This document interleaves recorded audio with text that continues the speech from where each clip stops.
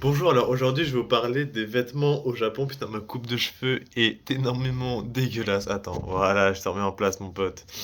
Donc je vais vous parler des vêtements au Japon, c'est comme un aspect qui est très important et comme on dirait la fashion japonaise, tu vois, c'est totalement différent de la fashion en France. Donc voilà, c'est un point intéressant, surtout que bah, en France, on a Uniqlo, on a Muji, on est bien connecté avec l'univers japonais, mais l'univers japonais à l'intérieur du Japon, c'est encore différent que l'univers japonais à l'intérieur de la France, tu vois. Tu comprends, ça se comprend et c'est facile à comprendre, n'est-ce pas? Alors tout d'abord, il faut savoir que premièrement, je ne porte que du Uniqlo et deuxièmement, je ne porte que du Uniqlo, ok? Pourquoi? Parce qu'au Japon, en fait, Uniqlo, c'est beaucoup moins cher qu'en France. Euh, je veux dire, genre 2 fois moins cher. Et je pèse mes mots 2 fois, tu vois. Donc ça fait que déjà, c'est très pratique d'acheter du Uniqlo. Et de deux, bah, c'est pas cher. Voilà, c'est pas cher. Il y a des magasins Uniqlo partout. Par exemple, je suis dans un coin plutôt résidentiel, tu vois, dans un coin presque banlieue, tu vois. Mais j'ai un Uniqlo. Et un Uniqlo de bonne taille. Donc je me dis, tu vois, je suis content d'avoir mon Uniqlo avec les vêtements de ouf, super bonne qualité, pratique. Donc ça c'est bien. Puis les Japonais s'en foutent de cette marque, hein, tout le monde s'habille comme ça. Et puis ouais, donc c'est ça qui est très sympa. Après, t'as les vêtements Muji, mais les vêtements Muji, je trouve que franchement, c'est pour un public qui est particulier. Autant en France, je me rappelle plus trop. Je sais que je portais des vêtements Muji là-bas en France. Bon, bien sûr, niveau prix, je pense que ça va être moins cher ici, mais Muji, c'est pas non plus une marque trop chère de. Voilà, après, Muji, en fait, au Japon, c'est plus une marque de. Comment dire? D'intérieur. Ce que je veux dire, c'est que même au lieu des vêtements, ils vendent aussi beaucoup de nourriture, beaucoup d'ustensiles, ustensiles de cuisine, des meubles aussi. En fait, Muji fait des meubles. Je crois pas qu'en France on puisse acheter des meubles Muji, etc. Mais voilà. Euh, Muji fait des meubles, fait des plantes aussi. J'ai une plante qui est sur mon bureau, je vous la montre, hein, qui est une plante Muji, tu vois. Ça, mon pote, regarde, c'est l'insigne de Muji. Enfin, voilà quoi. Donc tu vois, j'ai des bails comme ça, Muji. Et en fait, outre être une marque de vêtements, puisqu'ils ont aussi des vêtements qui sont sympas et qui sont plus pour je dirais vraiment pour un public qui lit des livres, tu vois, pour un public érudit, je sais pas comment dire, c'est pas pour tout le monde. Et surtout que d'ailleurs dans le magasin de musique, je remarque qu'ils jouent tout le temps la même musique, hein, donc oui, bon, c'est original, c'est sympa, mais voilà, j'ai un peu du mal et j'envoie de la force à tous ceux qui travaillent chez Muji parce qu'entendre la même chose tous les jours, toutes les heures, de ton dur labeur, ça va être chiant.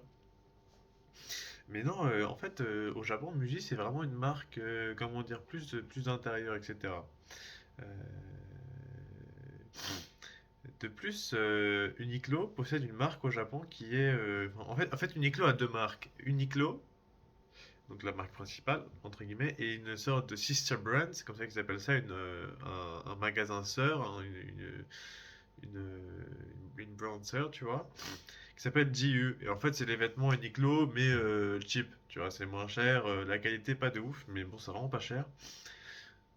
Tu peux acheter des pulls à 10 euros, tu vois, donc sympa, mais la qualité est pas top, et puis bon, la qualité est pas top. Le design encore ça passe, enfin c'est du Uniqlo quoi, c'est du basique, lifestyle, tout ce que tu veux. Mais c'est vraiment pas cher, c'est ça qui est le grand point avantageux de JU, donc c'est G et U en fait. La lettre G et la lettre U, tu vas le voir partout ce magasin. Moins qu'Uniqlo, mais dans les grands endroits il y est. Donc franchement c'est sympa pour le pouvoir d'achat, ça c'est top. J'ai fait quelques achats là-dedans. Alors, j'ai acheté des chemises et t-shirts. Je conseille chemises et t-shirts, c'est pas mal, c'est moins cher. Mais pour ce qui est pantalon, franchement, j'en ai acheté une paire. Je suis déçu, c'est vraiment pas une bonne idée parce que, ok, ça coûte pas cher, mais c'est vraiment de la merde. Enfin, t'as l'impression de porter un sac poubelle plus, tu vois. Sans vouloir être trop méchant envers les gens qui travaillent là-bas, mais bon, c'est pas, voilà, on n'est pas sur la grande qualité, ou du moins grande qualité, enfin, dans les standards que Uniqlo nous habitue, quoi. Ah, excusez-moi, parce il commence à faire frais au Japon, donc Donc voilà, je commence à sentir le changement climatique dans mon système neuronal Nantoka. Mais voilà. Et puis voilà, après ça c'est des marques de vêtements. Quand tu vas à Shibuya, Harajuku, t'as quand même des grosses marques, genre indépendants, des trucs que tu connaissais pas, qui sont quand même assez populaires. T'as aussi des... Alors, pour ceux qui viennent au Japon et qui sont intéressés par la fashion japonaise, mais je veux dire... alors la fashion de tous les jours, ça va plus être du Uniqlo, Muji, ou les magasins chelous que t'as dans les supermarchés normaux. Mais par contre, t'as deux supermarchés qui sont un peu spécial, très, très fashion focus, avec une fashion qui est très genre kawaii jusqu'à gothique, jusqu'à truc des bails chelous, tu vois. Et donc, t'as deux supermarchés là qui sont super connus. Un qui est à Harajuku, donc la station Harajuku sur la Yamanote, et qui s'appelle La Forêt, donc en français en fait, La Forêt, tu vois. Et c'est un centre commercial rempli de plein de petits trucs de fashion, mais des trucs super niches et tout, donc, etc. Et donc c'est très intéressant pour les gens qui veulent voir quelque chose de très différent, très, fashion très japonaise, très, très animée parfois, hein, mais très aussi bizarre.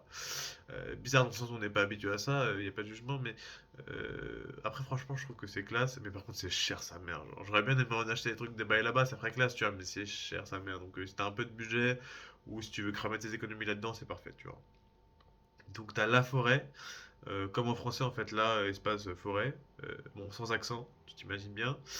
Et, et t'as un autre à Shibuya qui est très connu, celui-là qui sort dans Jujutsu Kaisen d'ailleurs, qui s'appelle 109 Shibuya. Enfin, bref, en gros, tu sors de la station sortie Hachiko, tu marches tout droit, tu le vois, tu vois, 109, il sort dans Jujutsu Kaisen en plus, donc ça se voit, quoi, c'est sympa. Et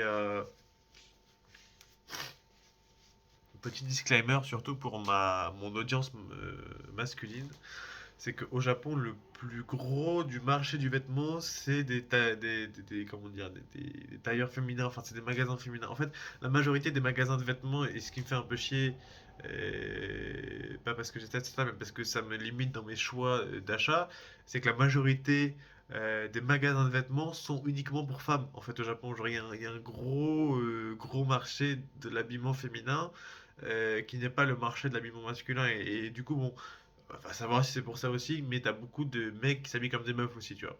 Bon, pas tout le monde, mais t'as quand même cette tendance qui ressort, plus qu'en France. Genre des mecs qui portent des robes, etc. Voilà quoi. Donc voilà, ça me fait.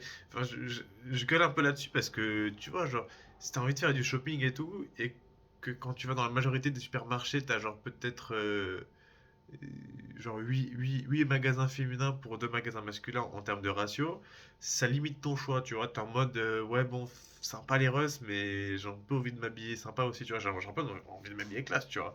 Après, niveau magasin masculin, il y a beaucoup de tailleurs, de costumes, etc. Dans le sens où bah, les mecs bossent, tu vois, en général, donc ils sont tous en costard et tout. Donc ça, il y a beaucoup de magasins de ça. Bon, c'est sympa, mais bon, tous les jours, ça n'est pas en costard, surtout si on est étudiant, tu vois. Genre, je vais pas aller à l'entreprise ou pas me casser les couilles à m'habiller bien tous les jours, tu vois. Mais c'est bien un peu style et tout. Ça peut... Alors, si tu veux t'habiller normal Uniqlo, franchement, c'est ce que je fais. J'adore Uniqlo, c'est parfait. Chacun de leurs articles est bien. Je fais souvent mes courses là-bas. Bon, si tu veux t'habiller un peu plus fashion et tout, déjà, ça coûte cher. Ça coûte très cher. Et de deux, voilà quoi, dans les lieux comme Shinjuku, Shibuya, en tant que mec, t'as pas beaucoup de choix, tu vois. Alors à part la forêt, donc la forêt, donc je vous en ai parlé le centre commercial un peu fashion, qui possède aussi des magasins masculins, mais même dans ce supermarché, ouais, dans ce, comment dire, dans ce centre commercial là, la majorité ça reste quand même des tailleurs féminins, donc ok c'est sympa, franchement pour les femmes, c'est un truc de malade, genre vous avez de la chance de ouf, tu vois.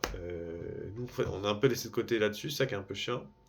Cependant, le Japon, c'est pas que les marques Uniqlo ou Fashion, etc. Enfin, si, Fashion, bien sûr, mais il y a aussi un grand marché des friperies. Et les friperies au Japon, il y en a de tous les genres.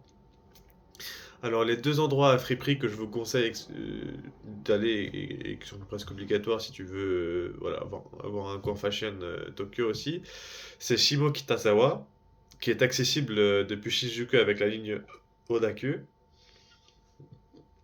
Shimo Kitazawa et Koenji qui est accessible sur la Chuo Line. Moi, je préfère Koenji, mais Shimokitawa c'est aussi un bon coin. Et en fait, c'est un coin, il y a plein de friperies, de magasins vintage, si tu veux. Et donc, tu as plein de styles différents. Et donc, c'est très intéressant si tu veux faire un style un peu plus original, un truc qui sort du lot. Voilà, ça ressort des grandes villes. Par contre, il faut savoir que, et je pense que c'est la même chose en France, le marché du vintage, ça coûte très cher. Genre, les vêtements seconde main vintage. Quand t'as marqué vintage, de toute façon, tu sais que le prix, ça fait au moins 50 balles, 100 balles, tu vois. Genre, t'as des robes à 100 balles ou plus, tu vois, et tout. Et même si c'est des beaux articles, hein, franchement, c'est des trucs qui sortent du lot, qui sont un peu originales et qui sont franchement beaux. Voilà, ça devient très cher. Bon, je pense qu'il y a quand même un effet de mode dans lequel voilà, on tire parti et on se dit, ok, vas-y, vintage, ça fait un peu, voilà, chico, ce truc, vas-y, tiens, je te mets un petit 100 balles dans le cul, tu vois. Mais après, t'as aussi des friperies honnêtes. Enfin, je veux dire, des friperies genre où est-ce que t'as des mecs qui utilisent leurs vêtements et qu'une fois qu'ils n'en ont plus besoin, le vendent en fait. Et du coup, c'est un prix beaucoup moins important que le prix d'achat neuf et que le prix des trucs vintage. Tu vois, même si ça reste du vintage, hein, tu peux avoir des beaux articles. Euh, dans ces entre guillemets vrais magasins, je recommande la filiale de Book Off. Donc Book Off, tu vois, le magasin, c'est un magasin de livres qu'on a en France aussi, mais qui est d'origine japonaise. En fait, au Japon, c'est pas que Book Off, book, livre. T'as aussi Brand Off ou Close Off, je sais plus comment ça s'appelle, mais en fait, t'as la même chose, mais pour les vêtements. Et là, c'est vraiment des gens qui vendent leurs vêtements et les vêtements sont pas chers là-bas et tu peux trouver des beaux articles. En plus, c'est des magasins immenses, etc. Et ensuite, tu as des magasins encore plus entre guillemets, genre friperie, tu vois. Où est-ce que là, tu as vraiment des prix genre à 100 yens, 200 yens, tu peux acheter des t-shirts pour moins d'1 euro, tu vois, des t-shirts déjà usés, mais qui sont propres, hein, ils te lavent, etc.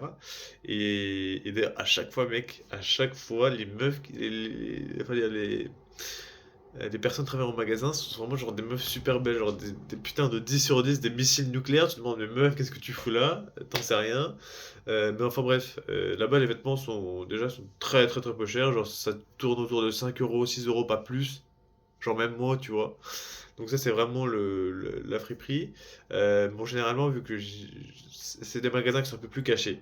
Il n'y a pas comment dire, de marque là-dessus. C'est voilà. Mais tu verras, tu sais, parce que en fait, t'auras un cintre, tu vois, enfin, une colonne de vêtements, tu vois, avec marqué genre 150 yens dessus.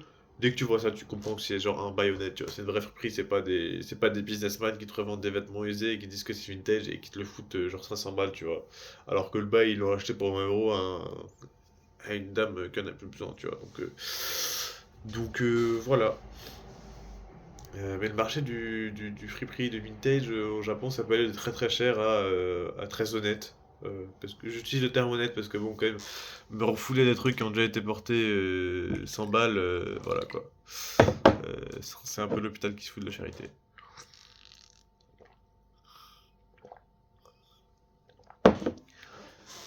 Et puis voilà, je crois qu'on a fait le tour. Alors oui, il y a finalement les habits de traditionnels japonais en mode kimono, mais bon, frérot, si tu veux faire ton samouraï, c'est sympa. Mais bon, après, si tu fais des arts martiaux, par exemple, je fais du kendo. C'est l'escrime japonaise. C'est sûr qu'au Japon, pour les vêtements et pour acheter le matériel, c'est beaucoup moins cher qu'en France. Donc pour ceux qui font du kendo ou qui font d'autres disciplines japonaises comme karaté, judo, je pense qu'il y a vraiment davantage à acheter ici parce que c'est moins cher. Et puis en général, la qualité est bonne. Voilà, donc ça, là-dessus, il n'y a pas de souci. Bon, après, pour ceux qui font du kendo, quand même, je tiendrai à vérifier si c'est légal, enfin, si te laisse passer avec un shina ou un katana. Bon, à mon avis, non. Mais bon, faut se renseigner là-dessus, quoi. Mais ouais, mais voilà, mais sinon, pour acheter les bails de kendo ou les bails de karaté judo, je pense que ici, c'est un truc de ouf. C'est moins cher et la qualité est bonne, donc voilà. Euh, Ça, c'est un grand point. Après, tu as les vêtements traditionnels en mode. Tu as souvent des magasins, surtout dans les coins Akihabara, Kawagoe et tout, où est-ce que tu peux faire une expérience de porter un kimono pendant une journée ou pendant 3 heures, etc. J'ai pas fait à voir. Je sais qu'il y a des magasins qui sont un peu attrape-touristes, des magasins qui sont plus, voilà, que les locaux connaissent, qui sont pas attrape-touristes. Mais enfin bref, en général, ça peut faire, je pense, une bonne expérience. Voilà, alors cependant, si vous faites ça en hiver, il vous faut acheter, tu sais, la technologie Heat Tech de Uniqlo en sous-vêtements parce que l'hiver il fait très froid au Japon. Enfin, je veux dire, tu vois, c'est zéro en fait ici, tu vois. Donc si tu veux faire du kimono, généralement même comment dire, les magasins de kimono te le demandent en fait de porter ces vêtements-là, des Heat Tech, donc une technologie réchauffante de Uniqlo en sous-vêtements parce que sinon tu vas te crever de froid en fait, même si tu fous des couches, etc. Voilà quoi. Donc voilà. Mais bon, sinon j'ai jamais fait d'expérience de porter des kimonos comme ça à la journée, donc je peux pas trop vous dire, mais sinon voilà. Ah, et puis aussi, bon, Halloween approche et j'ai vraiment hâte de Halloween au Japon. Je sais pas si. Peut-être que je vais essayer de faire un live, tiens d'ailleurs, pour vous montrer Halloween au Japon, mais voilà, tu peux acheter des costumes d'Halloween dans Don Quichotte. Don Quichotte, donc voilà. Don Quichotte, c'est vraiment un magasin spécial, je trouve, parce que autant à Shinjuku, c'est un peu un magasin souvenir, etc., où est-ce qu'il y a tout, tu vois. Autant dans des coins un peu moins connus, c'est un magasin du quotidien pour faire ses courses. Je trouve que Don Quichotte, quand même, c'est un magasin qui est hors du commun. C'est un magasin qui a sa propre. Enfin, c'est pas un supermarché du quotidien, même si il a aussi cette fonction-là. Mais genre, tu peux acheter une voiture aussi ou un vélo. Enfin, c'est un bail de ouf, tu vois. Ce magasin, c'est un bail de ouf. Mais bon. Ah, d'ailleurs, j'ai une anecdote avec ça, mais ça me fume de rire, tu vois. À un moment, je pars pour acheter un vélo dans le magasin Don Quijote Shin-Okubo, tu vois, entre Shinjuku et Shin-Okubo, ça prend 20 minutes à pied, bref, de la gare Shinjuku. Et donc j'y vais, tu vois, je regarde les vélos, parce que tu sais, je me dis que, bon, j'habite à distance de vélo, donc pourquoi est-ce que je me casse les couilles à prendre un train qui est énorme, qui fait du bruit, où il y a plein de monde, et voilà, alors que je pourrais y aller en vélo, tu vois. Et donc, je prends le vélo, j'achète, etc. Et bon, déjà, pour acheter un vélo au Japon, ou du moins à Don Quichotte, parce que c'est la seule expérience d'achat de vélo que j'ai faite, c'est très chelou, genre. Le mec, il t'emmène dans un bureau un peu insalubre, il te fait signer des papiers que tu comprends pas, il te demande des questions de chelou, tu vois. Bon, enfin bref, t'achètes un vélo, voilà, tu fais rien de malhonnête, donc tu dis ok, ok, vas-y, je signe, tiens, prends mon argent, s'il te plaît. Et genre, t'as le manager du magasin après qui vient me voir, et il fait alors gamin, tu parles japonais? Et tu sais, il voit que je parle un bon japonais, etc. Il fait attends, tu parles quoi? Tu parles anglais? Je fais ouais, ouais, ouais, je parle anglais, je parle français, je parle polonais, là. Et le mec il me regarde avec son petit sourire en coin, et tu sais, il me dit tu viendrais pas travailler à la maison? Et du coup, tu sais, genre, frérot, genre, le mec, je fais ah, mais écoutez, merci, c'est sympa, je vais réfléchir, et il me donne ses contacts. Et je suis en mode putain, genre attends, je viens d'acheter un vélo et le mec il me propose un emploi, tu vois. Donc sympa, mais non, finalement j'ai refusé parce que, enfin, en vrai ça m'aurait peut-être plu de le faire, dans le sens où à l'époque je travaillais dans un resto français en tant que serveur. Donc c'est un métier qui est, certes, tu peux rencontrer des clients sympas, etc. Mais c'est un métier qui est physiquement épuisant. Enfin, t'es de 10 heures le matin à 10 heures le soir et t'es tout le temps debout. T'as qu'une heure de pause. Donc voilà, c'est très, très laborieux. Et je me suis dit, j'avais envie un peu de changer à l'époque. En plus, je me suis dit, allez, un autre truc, ça aurait été sympa.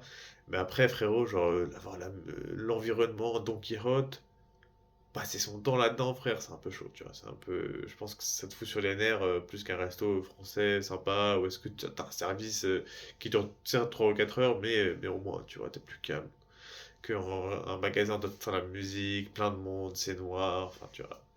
Donc j'ai refusé, mais non, mais c'était sympa, voilà, petite anecdote. Donc fais gaffe si tu vas à Don Quichotte pour acheter un vélo. À Shinokobu, il se peut que tu reçoives une offre d'emploi, donc écoute, si tu cherches un emploi, c'est parfait, sinon voilà.